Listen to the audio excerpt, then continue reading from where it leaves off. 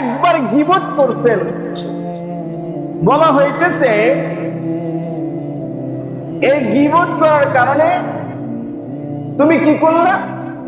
হযরত আম্মা জান আয়েশা সিদ্দিকা রাদিয়াল্লাহু তাআলা আনহা হযরত সাফিয়া রাদিয়াল্লাহু তাআলা আনহাকে শুধু একটু ইশারার মাধ্যমে, কিসের মাধ্যমে?